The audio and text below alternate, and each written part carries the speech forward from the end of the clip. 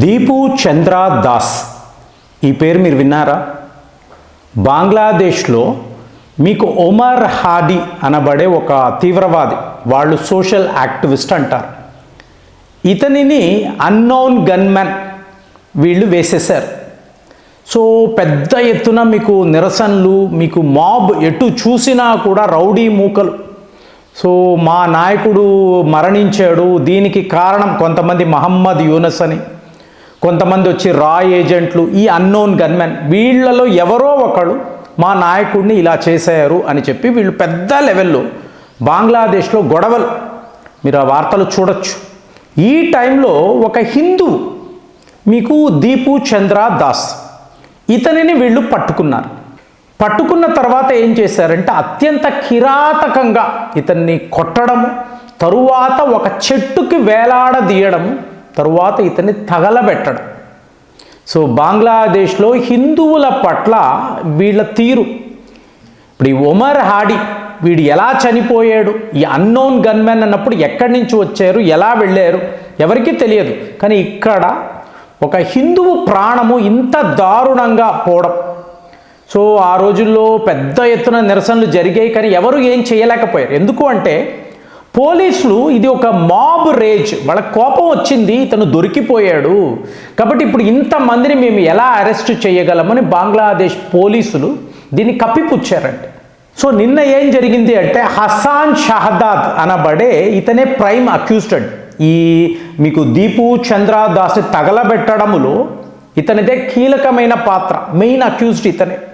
ఇతను ఎంత కిరాతకంగా హత్య చేయబడ్డాడు అంటే, దురంధర్ చిత్రం మీరు చూస్తుంటారు, ఫేక్ కరెన్సీస్ ప్రింటింగ్ చేసే ఒక ఏజెంట్, వాడు బిల్డింగ్ పై నుంచి పడిపోయి చనిపోవడం, గుర్తుందా ఆ దృశ్యము?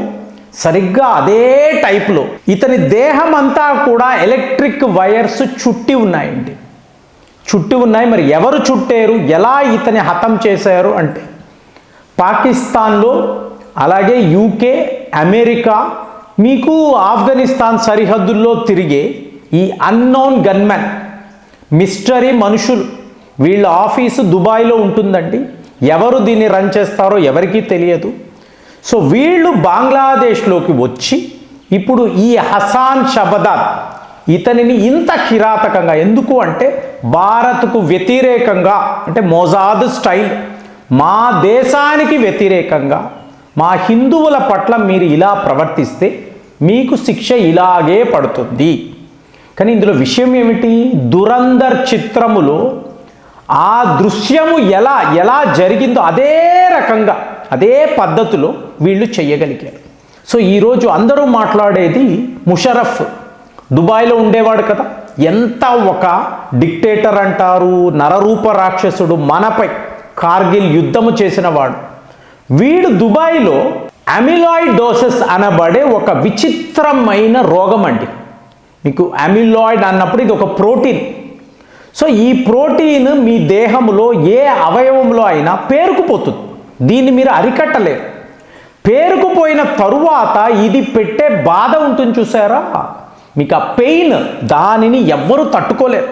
బాబు ఇవాళ నేను వెళ్ళిపోతే చాలు, ఇక నేను బతకడమే కష్టము, వద్దు నాకు ఈ బాధ అనే లెవెల్లో ఉంటుందండి.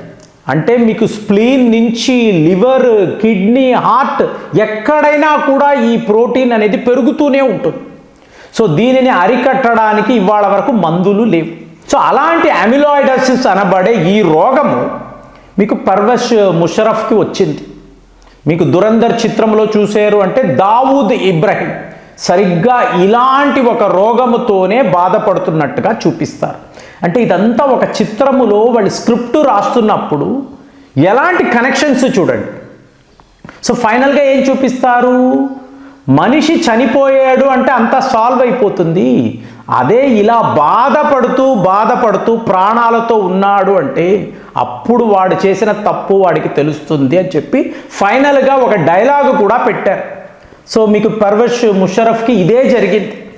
ఎంత బాధ అంటే చేసిన పాపాలు, కర్మఫలము ఇలా నేను అనుభవించాలా, భగవంతుడా నన్ను తీసుకెళ్ళిపో, లేదు నిన్ను తీసుకెళ్ళను, నువ్వు పడే బాధ పడుతూనే ఉండు అని చెప్పి ఫైనల్గా ఇతనికి ఆ విముక్తి అనేది కలిగింది.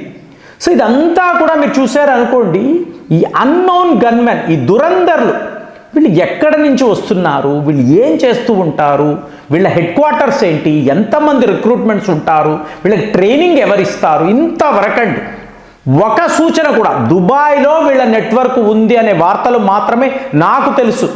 దీని వెనుక రావాళ్ళు ఉన్నారా, అజిత్ దోవెల్ గారు ఉన్నారా, మీకు వీళ్ళు దీన్ని ఎలా ఆపరేట్ చేస్తారు, నోబడీ నోస్ అండి. కానీ ప్రపంచం అంతా కూడా చెప్తున్నాక మోసాద్ స్టైల్, మా ఇజ్రాయెల్ పౌరుడు ఒకడి ప్రాణం మీరు తీసినా కూడా మీరు వరల్డ్ లెవెల్లో ఏ దేశంలో దాక్కున్నా మేము వస్తాం, మేము వచ్చి మీ అంతు చూస్తాము. అదే పద్ధతిలోనే ఇవ్వాలంటే ఈ భయము ఉండాలండి.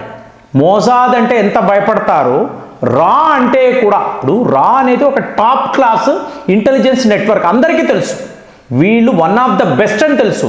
కానీ ఆ భయం ఉండదండి. వీళ్ళు ఎక్కడెక్కడో ఉంటారు, కానీ వీళ్ళు వచ్చారు అంటే మనము తప్పించుకోలేము. ఈ భయాన్ని ప్లాంట్ చేయడం అనేది ఇవాళ చాలా చాలా సక్సెస్ఫుల్గా జరుగుతుంది.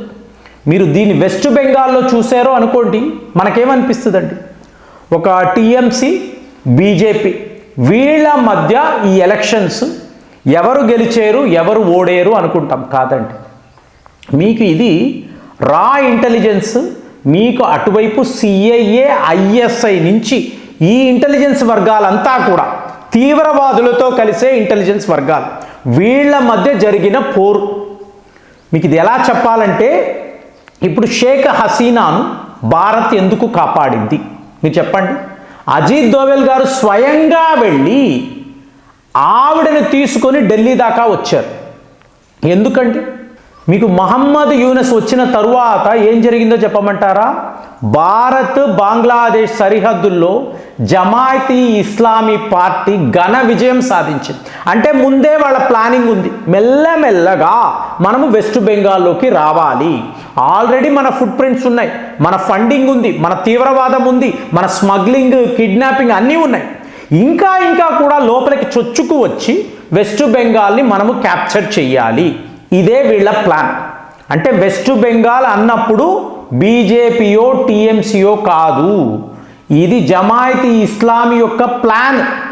సో ఇప్పుడు షేక్ హసీనా గారు ఢిల్లీలో ఉండడంతో ఆవిడ మన ఇంటెలిజెన్స్ అసెట్ అండి. ఆ దేశం యొక్క ప్రధానమంత్రి అవ్వచ్చు, కానీ అజిత్ దోవెల్ గారి ముందు కూర్చున్నప్పుడు మీకు బంగ్లాదేశ్లో ఏం జరుగుతుంది, మూల మూల ఎలాంటి తీవ్రవాదులు తిరుగుతున్నారు, ఎలాంటి గ్రూప్స్ ఉన్నాయి, వాళ్ళు ఏం చెయ్యబోతున్నారు, ఇవన్నీ ఇవిడ క్లియర్గా చెప్తారు. సో దాని ఆధారంగానే వీళ్ళు వెస్ట్ బెంగాల్ను క్యాప్చర్ చేయగలిగారు. సో ఇది రా యొక్క ఘన విజయము అనే దాంట్లో ఏ డౌటు లేదు. కానీ నిన్నటికి నిన్న మీకు ఇలాగ దీపు చంద్ర దాస్ని ఇంత కిరాతకంగా హత్య చేసిన ఈ గ్రూపు వాళ్ళ నాయకుడు ఇంతలాంటి ఒక సిచ్యువేషన్లో మరణించడము, అది దురందర్ స్టైల్లో మరణించడము ఇవాళ అందరూ మాట్లాడుకుంటున్నారు. బంగ్లాదేశ్లో అన్నోన్ గన్మ్యాన్ ఎంట్రీ అనేది, గ్రాండ్ ఎంట్రీ అనేది జరిగింది. వీళ్ళు ఒక లిస్టు వేసుకుంటారు, లిస్టు ప్రకారం చేసుకుంటూ పోతూ ఉంటారు. పాకిస్తాన్లో అతి కీలకమైన తీవ్రవాదులు ఎవరు, యూకేలో భారత్కు వ్యతిరేకంగా ఏం చేస్తున్నారు, అమెరికాలో పన్ను వ్యవహారం ఏంటి, కెనడాలో ఈ గ్యాంగ్ వార్ ఏంటి, మొత్తము వీళ్ళ వద్ద సమాచారం ఉంటుంది. వెళ్ళాల్సిన వాళ్ళు వెళతారు, చేయాల్సిన పనులు చేస్తారు, సైలెంట్గా వెనక్కి వచ్చేస్తారు. ఇవాళ ఈ ట్రెండ్ అనేది బంగ్లాదేశ్లో కూడా స్టార్ట్ అయ్యింది. మరి ఇలాగా ఒక హిందూ వ్యక్తిని ఇంత దారుణంగా హత్య చేసిన వాడు ఇవాళ అలా వేలాడుతున్నాడు, వైర్కి వేలాడుతున్నాడు అంటే రేపు పరిస్థితి ఏమిటి, ఈ వేట ఎలా ఉంటుంది, మీకేమనిపిస్తుంది? కామెంట్స్లో రాయండి. మళ్ళీ వచ్చే వీడియోలో కలుద్దాం. జై హింద్.